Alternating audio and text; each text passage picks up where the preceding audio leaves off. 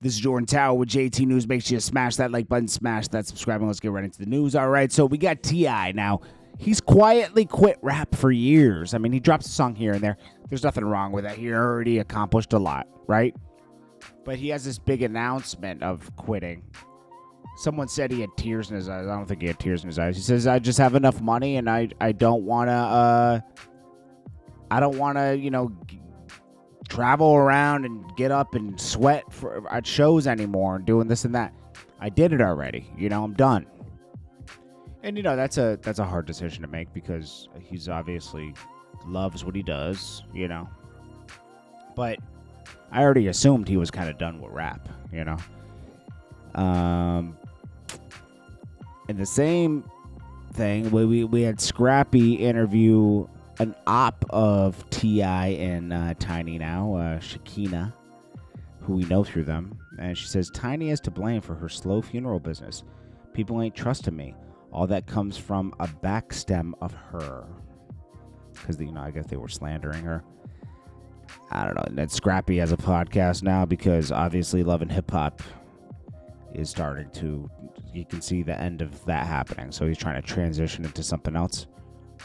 Man, everybody wants a podcast now, We've heard Shekinah's things a million times, Her gripes of T.I. and Tiny. But a lot of stuff that happened for her wouldn't have happened without them. We also got to look at that.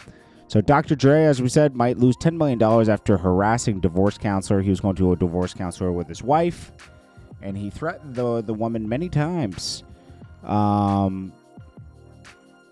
Through, harassing her over the years.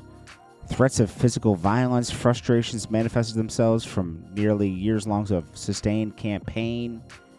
I don't think he liked the way she put certain things with the wife at that time, and probably made things harder for the divorce. I don't know. But Dre said, I'm not going anywhere until you explain why you tried to talk an unnamed person into saying negative things about me.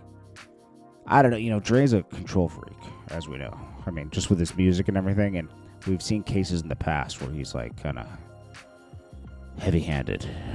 But, this is also a money grab. I don't think it deserves $10 million. Maybe a restraining order, right? Maybe it should be a $10 million case, okay? Let's be honest. This is a money grab at that point. Once you put big numbers like that, it's like, come on. Jaguar Wright called out by DJ Vlad. She lied and said Vlad, well, I can't say she lied because we don't know, but Vlad accuses her of lying, saying, I never tried to get an interview with you, right? But she recently showed an email claiming that Vlad contacted her for an interview. But Vlad says this is false. Only emails from Vlad.com are invitations at the show. This is why she's covering the email address. Like I said in the Piers Morgan interview,